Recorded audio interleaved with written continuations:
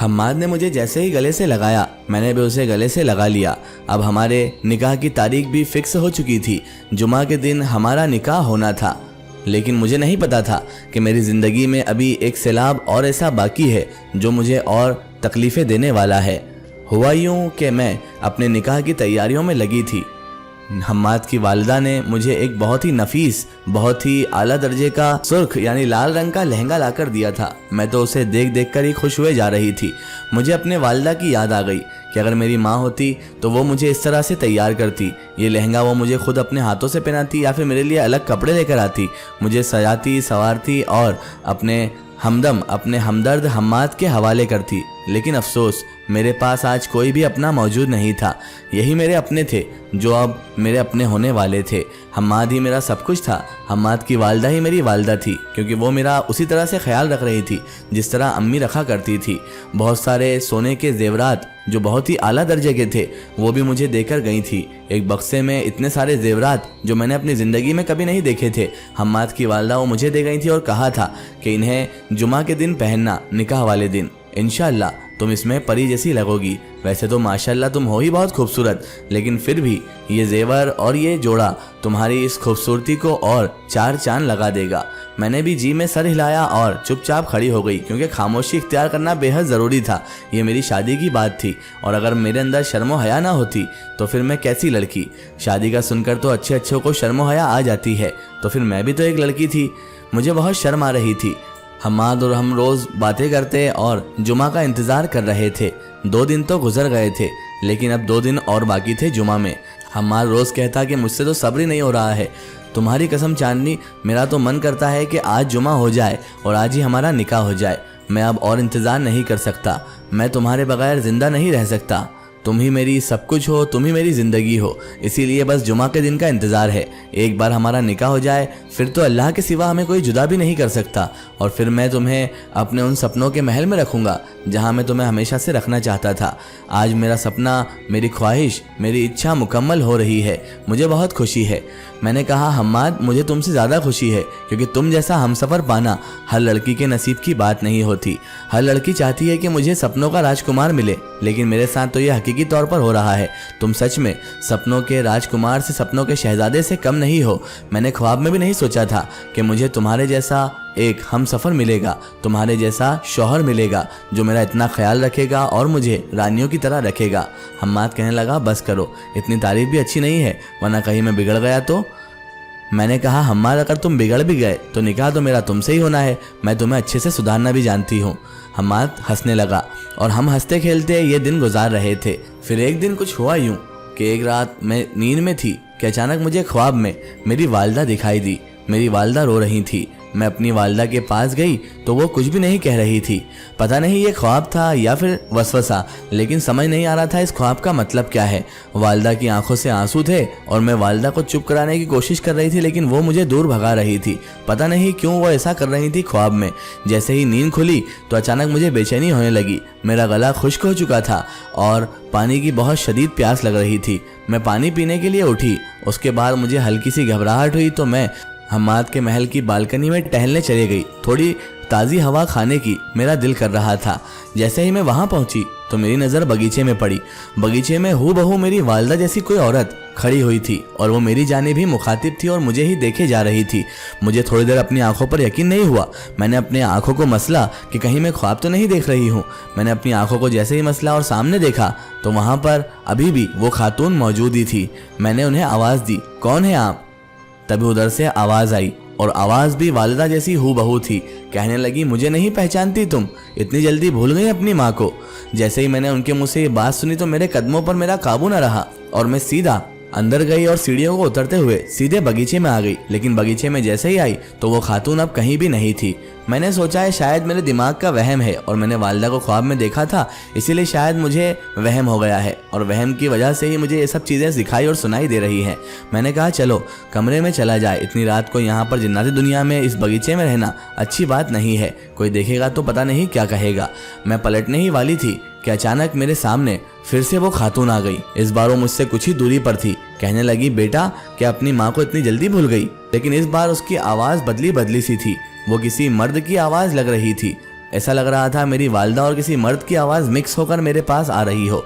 मैंने कहा, कौन हो तुम? मेरी वालदा तो फौत हो चुकी हैं। वो कहने लगी, मैं तुम्हारी वालदा हूँ, मैं जिंदा हूँ और तुम लोगों ने मुझे मार दिया। तुम ही मेरी मौत की जिम्मेदार हो, तुमने ही ये सब किया है चांदनी। तुम्हारी वजह से ही हिना ने मुझे इस दर्दनाक मौत से दो चार करवा दिया है। और याद रखना, तुम भी खुश नहीं रह पाओगी मुझे मौत की नींद सुलाकर। मुझे तो लगता है कि तुम चाहती ही थी कि मैं मर जाऊं और तुम हम्माद से शादी कर लो। मैंने कहा, यह आप क्या कह रही हैं और आप हैं कौन? मेरी वालदा कभी ऐसा नहीं कह सकती। मेरी वालदा तो अगर होती तो वो खुश होती कि हम्माद से मेरा निकाह हो रहा है। एंड वक्त में उन्होंने ही मेरा हाथ हम्माद के हाथ में दिया है। कौन हो तुम? अब सच सच बताओ। तभी अचानक वहाँ पर एक रोशनी सी फैली जिससे मेरी आंखें बंद हो गई और जैसे ही मैंने आंखें खोली तो सामने हिना के वालिद यानी कि हम्माद के चचा खड़े हुए थे और वो कह रहे थे, तूने हमको हमारे घर से बेघर किया, तूने हमको यहाँ से निकलवाया, हमें शहर बदर करवाया, अब हम तुझे जिंदा नहीं छोड़ेंगे। तू अपने आप को समझती क्या है आदमजाद? मेरी बेटी की खुशियाँ तूने ही छीनी है। मैंने ही मेरी बेटी को बचपन से ख्वाब दिखाए थे कि हम्माद की वो बीवी बनेगी, क्योंकि हम्माद यहाँ का शहजादा है तो उसकी बीवी बनना सिर्फ मेरी बेटी को ही शरफ हासिल होना था। लेकिन तू कबाब में हड्डी बन गई और मेरी बेटी की खुशियों को छीन कर ले जाना चाहती है। कैसे तेरा निकाह हो जाने दूंगा मैं हम्माद के साथ?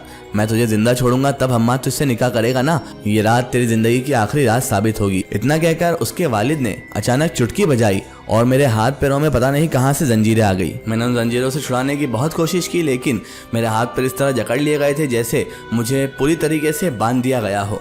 जंजीरों का वजन इतना था कि मैं उनको उठा भी नहीं पा रही थी, हाथ पर हिला भी नहीं पा रही थी। वो जोर जोर से हंसने लगा, कहने लगा, ये हमारी जंजीरें हैं, तुझ जैसे आदमजात इससे बाहर नहीं निकल सकते। हम जिनजादी नहीं निकल सकते तो आदमजात कैसे बाहर निकलेगी? फिर अचानक मुझे एक और हंसी की आवाज़ सुनाई दी और सामने से हिना आती हुई दिखाई दी। हिना कहने लगी, बहुत अच्छा किया वालिद साहब आपने, ये आदमजाद इसी लायक है, इसने मेरे सपने चूर चूर कर दिए, मुझे सज़ा दिलवाई, मुझे जिन्नाती अदालत तक में ले गई, हमारी इज्जत को इसने पारा पारा कर दिया।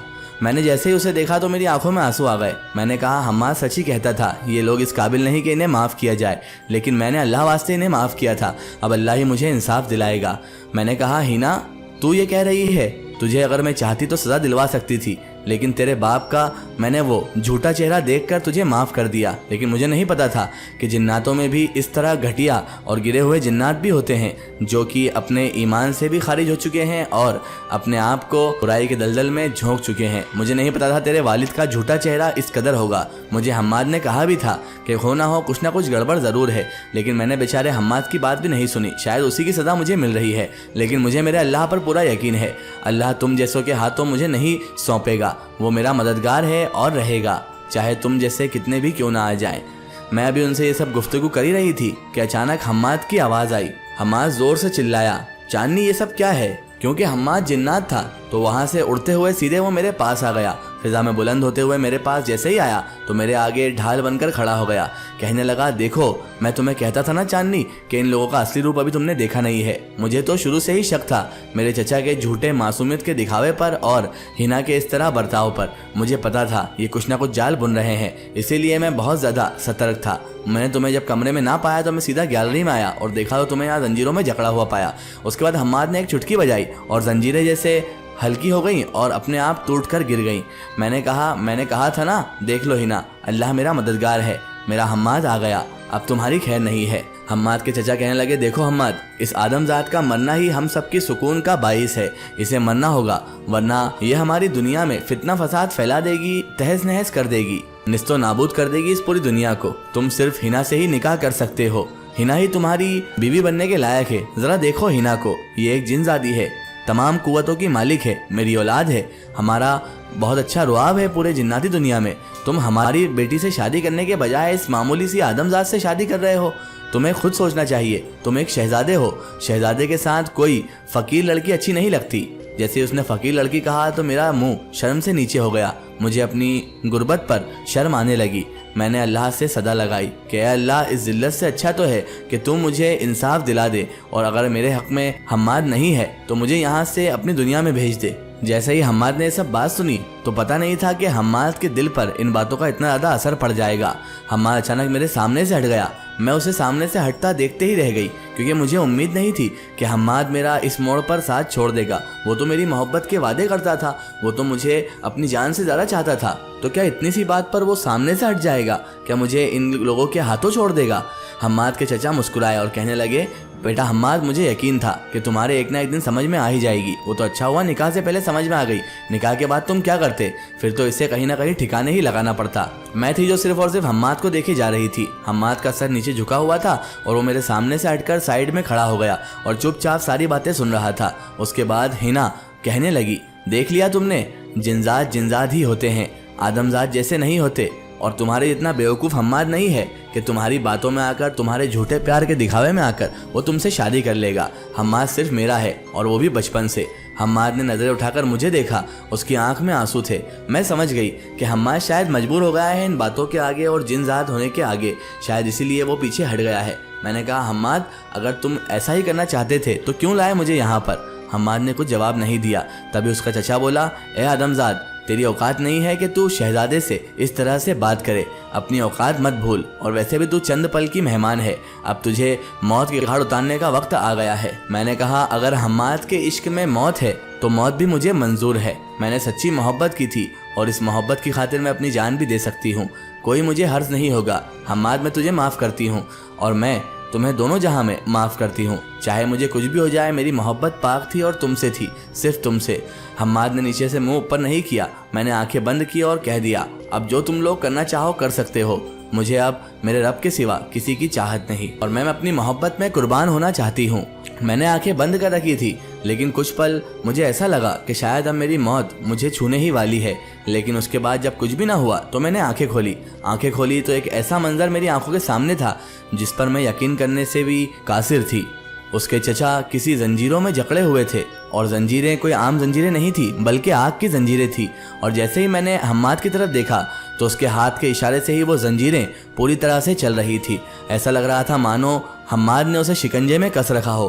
हिना उससे दुहाई लगाने लगी, मेरे वालिद को छोड़ दो हम्माद, हम चले जाएंगे यहाँ से। हम तुम्हारी इस घटिया सी मोहब्बत में नहीं पड़ना चाहते। मेरे वालिद को कुछ नहीं होना चाहिए, वरना मैं तुम्हें जिंदा नहीं छोड़ूंगी। हम्माद का इतना गुस्से वाला रूप देखकर मैं भी डर गई थी कि आखिर हम्माद को ऐसा क्या हो गया।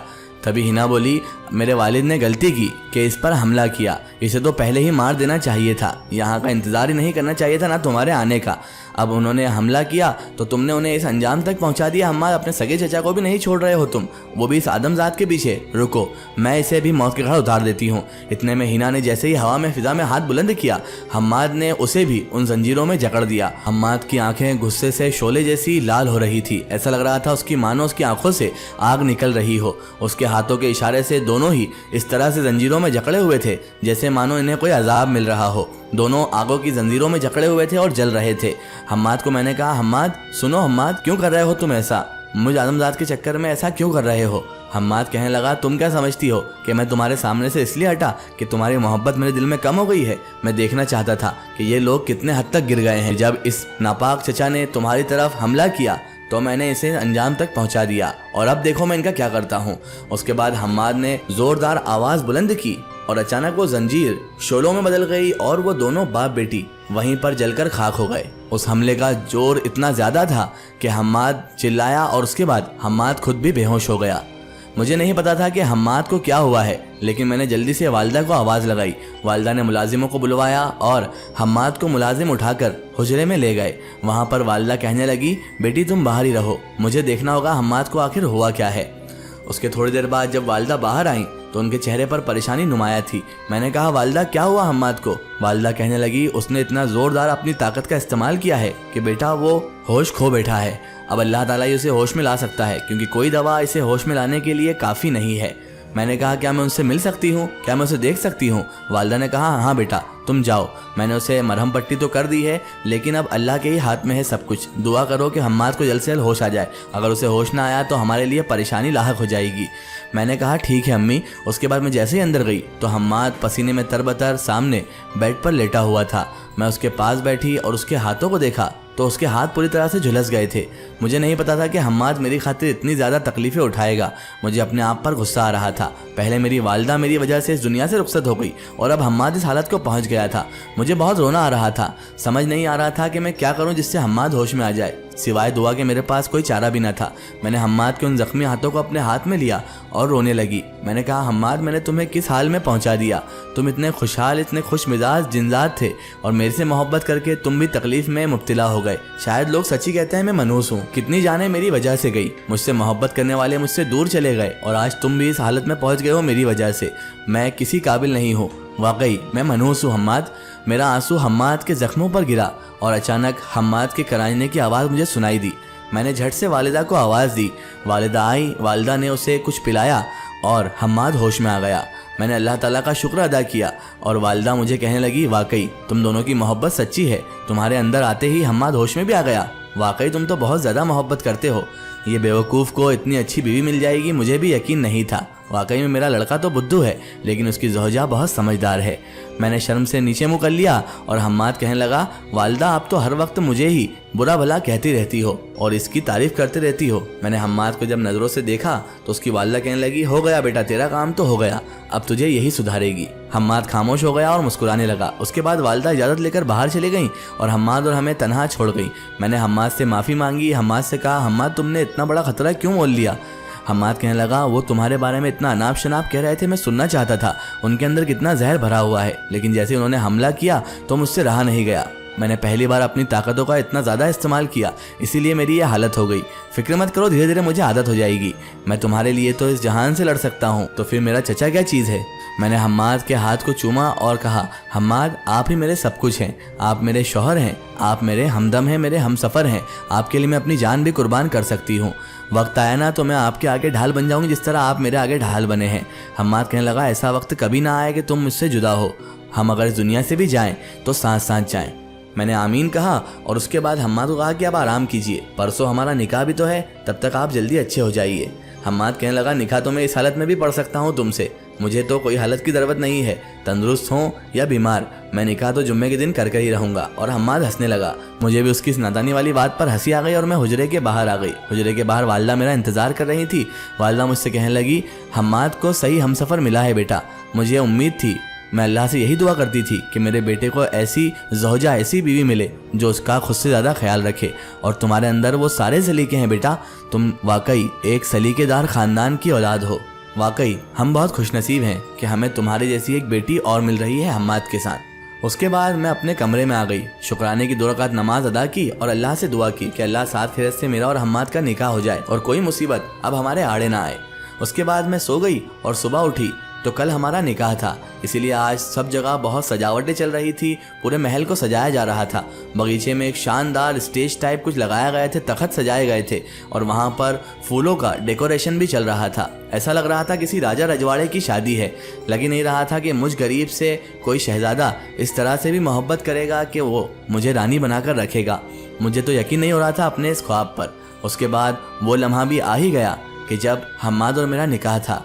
काजी साहब आए, हम्माद और मुझे सामने बिठाया गया। फूलों की चादर हमारे बीच दरमियान में थी। उस साइड सारे मर्द हजरात बैठे हुए थे, इस साइड मेरे साथ हम्माद की वालिदा और ख़वातीन बैठी हुई थी और हमने फिर निकाह कबूल किया। काजी साहब के कहने पर हमने एक दूसरे को कबूल कर लिया और उसके बाद हम एक ऐसे रिश्ते में बन गए जिससे हमें कोई भी जुदा नहीं कर सकता था। आज मैं बहुत खुश हूँ। हम्माद मेरे साथ इंसानी दुनिया में भी रहता है और जिन्नाती दुनिया में भी। इंसानी दुनिया में वो इंसान बनकर मेरे शौहर के सारे हुकूक अदा करता है और उसके बाद कुछ दिन हम उसकी वालिदा के पास जिन्नाती दुनिया में चले जाते हैं। हम एक बहुत अच्छी ज़िंदगी गुजार रहे हैं और हमारे 2 बच्चे भी हैं, जिनमें से एक का नाम है आर्यन और एक का नाम है जुल्फ़कार। मेरे दोनों बच्चे बहुत ही खूबसूरत हैं उनके वालिद की तरह। हाँ, थोड़ी बहुत खूबसूरती मेरी भी होगी, लेकिन वो आज भी उनके वालिद की मिसाल हैं और वो अपने वालिद से बेइंतहा मोहब्बत करते हैं और उनके वालिद यानी मेरे हम्माद उनके साथ ऐसा वक्त बिताते हैं जैसे कि कोई राजा अपने 2 शहजादों को तैयार कर रहा हो। मैं आज बहुत खुश हूँ। मैं अपनी वालिदा को बहुत याद करती हूँ, क्योंकि अगर वो होती और मुझे इस हालत में देखती तो उनका सीना गर्व से चौड़ा हो जाता और वो बहुत खुश होती।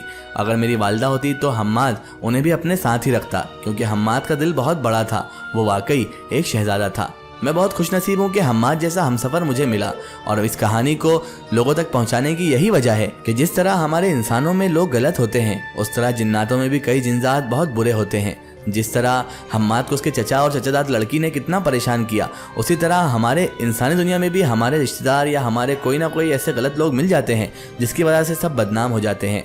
बस मैं दुआ करती हूँ कि हर लड़की को ऐसा शौहर मिले, हर औरत को एक ऐसा शौहर मिले जो उसे खूब खुशियाँ दे और उसकी ज़िंदगी संवार दे, जिस तरह हम्माद ने मेरी ज़िंदगी संवार दी।